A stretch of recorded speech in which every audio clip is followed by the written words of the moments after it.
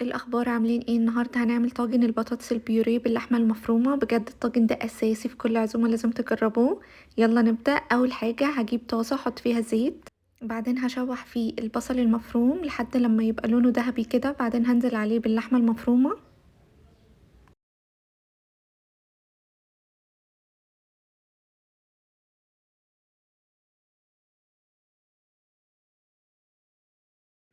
بعدين اول ما لونها يتغير كده هوت هنزل عليها بالبهارات. عندي ورق لورا وشويه بهارات مشكله وشويه توم بودره وقرفه وملح وفلفل اسود وحبهان مطحون.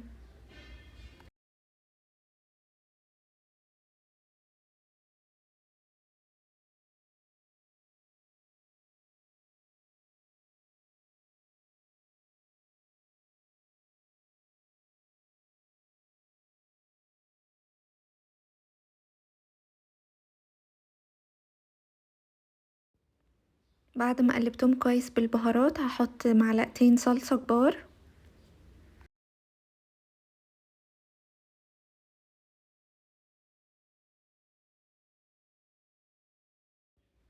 بعدها هنزل بالفلفل الوان احمر متقطع حتت صغيرة مكعبات صغيرة.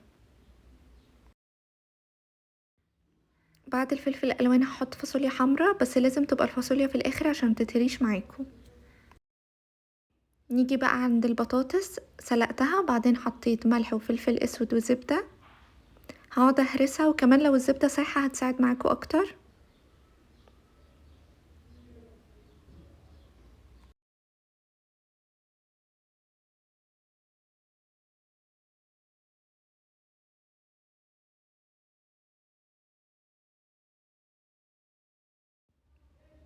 هحط دلوقتي جبنة كوبايات، طبعا الجبنة بتدي طعم حلو قوي للبطاطس.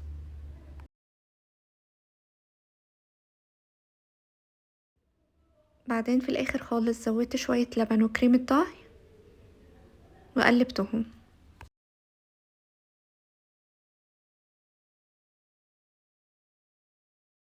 دلوقتي في طاجن حطيت اللحمة المفرومة وعليها زيتون اخضر متقطع، وبفرد عليها من فوق البطاطس.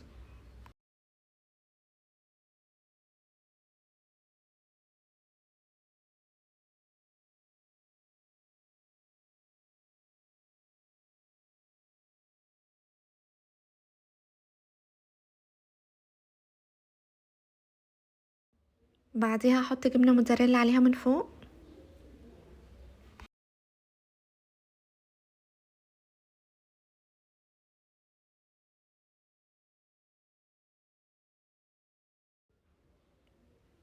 ومعاها كريمة طهي. الخطوة دي بجد بتخليها كريسبي كده سنة وبتبقى لذيذة قوي.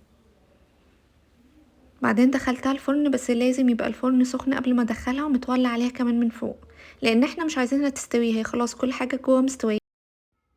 احنا بس عايزينها تاخد اللون الحلو قوي من فوق ده. بالهنا والشفا. الوصفة دي بجد انا متأكدة ان هي هتعجبكم. جربوها، قولولي ايه رأيكم.